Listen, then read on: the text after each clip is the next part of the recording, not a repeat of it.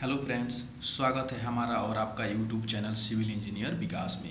दोस्तों, इस वीडियो में मैं आपको बताऊंगा कि मैंने जब अपना पहला इंटरव्यू दिया था कंस्ट्रक्शन की एक कंपनी में, तो मेरे से जो भी इंटरव्यू में क्वेश्चन पूछा गया था उसी के बारे में मैं आपको बताऊंगा। इससे आपको ये आइडिया लग जाएगा कि अगर आप एक फ्रेशर सिविल इंजीनियर हैं तो आपको किस लेवल से अपनी प्रिपरेशन करना है ताकि आप कोई भी इंटरव्यू क्रैक कर सकें।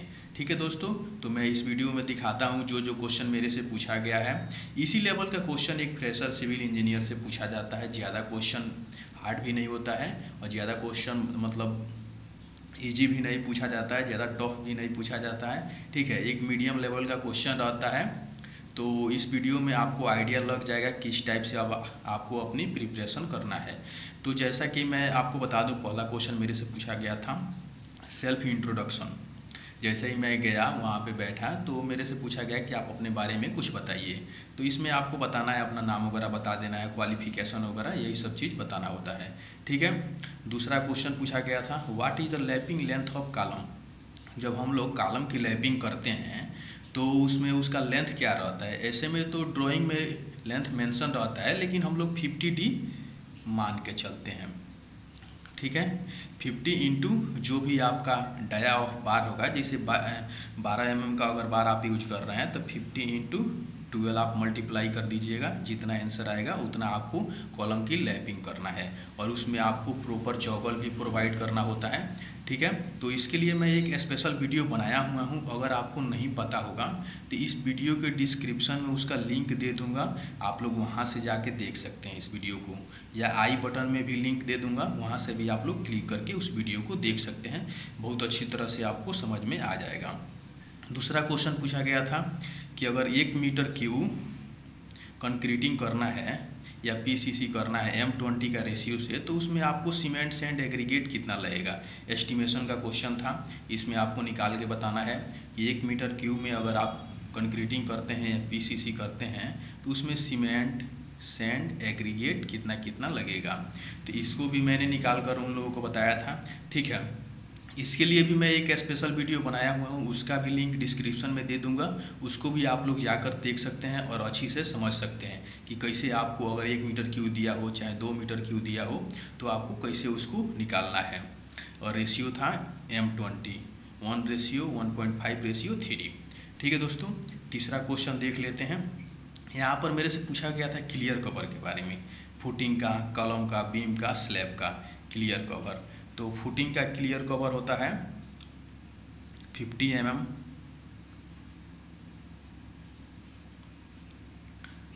कॉलम का क्लियर कवर होता है 40 mm और बीम का 25 mm। और स्लैब का जो क्लियर कवर होता है, अगर आप 4 से 5 इंच स्लैब अगर डाल रहे हैं तो उसमें 20 mm हम लोग मिनिमम यूज कर लेते हैं, मैक्सिमम। अगर आप 6 इंच डाल रहे हैं तो 20 से 25 के बीच में आप लोग आसानी से उसको यूज कर सकते हैं। ठीक है। अब अगला क्वेश्चन मेरे से पूछा गया था what is the maximum temperature of concreting time. अगर आप कंक्रीटिंग कर रहे हैं या पीसीसी कर रहे हैं, आरसीसी कर रहे हैं, तो उसमें जो टेम्परेचर रहेगा मैक्सिमम कितना होना चाहिए। मैं आपको बता दूं कि ऐसे में जब भी कंक्रीटिंग होता है तो जो भी टेम्परेचर रहता है, जैसे वातावरण का जो भी टेम्परेचर रहता है वो 30, मैक्सिमम टेम्परेचर 32 डिग्री सेल्सियस होना चाहिए। इससे अगर अधिक टेम्परेचर है, 35 डिग्री है, 40 डिग्री है, तो उसमें मतलब सूटेबल नहीं माना जाता है कुछ टाइम आप कंक्रीटिंग करिए, क्योंकि अच्छा से वो सेट नहीं कर पाता है। ठीक है, तो आपका जो मैक्सिमम टेम्परेचर रहता है 32 डिग्री सेल्सियस रहता है। ठीक है, अगला क्वेश्चन मैं आपको दिखा देता हूँ। अगला क्वेश्चन मेरे से पूछा गया था फुटिंग का बार बेंडिंग शेड्यूल मेरे से निकलवाया गया था। ठीक है, अगर आप फ्रेशर सिविल इंजीनियर हैं तो थोड़ा बहुत आपको बार बेंडिंग शेड्यूल के बारे में पता होना चाहिए, बीबीएस के बारे में पता होना चाहिए। ये प्रत्येक सिविल इंजीनियर के लिए एक बैकबोन माना जाता है बीबीएस निकलवाना। अगर आप मतलब कितना हो डेवलप हो जाइए, लेकिन कहीं भी आप इंटरव्यू दीजिएगा तो वहाँ पे थोड़ा बहुत बीबीएस वगैरह के बारे में आपसे क्वेश्चन जरूर पूछा जाएगा, बीबीएस वगैरह निकलवाया जाएगा। तो अगर आप फ्रेशर हैं तो थोड़ा सा मतलब बेसिक नॉलेज बीबीएस के बारे में आपको होना चाहिए। मेरे से पूछा गया था, जैसे एक एरिया दे दिया गया था,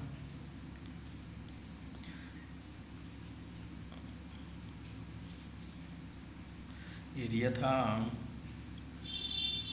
1500 mm ले लेते हैं हम, और इधर 1800 mm, ठीक है।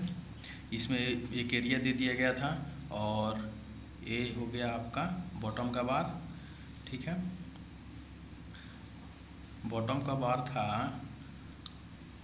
12 mm का,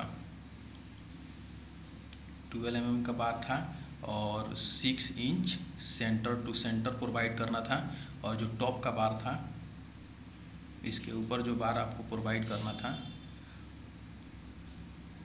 वो 10 mm का था।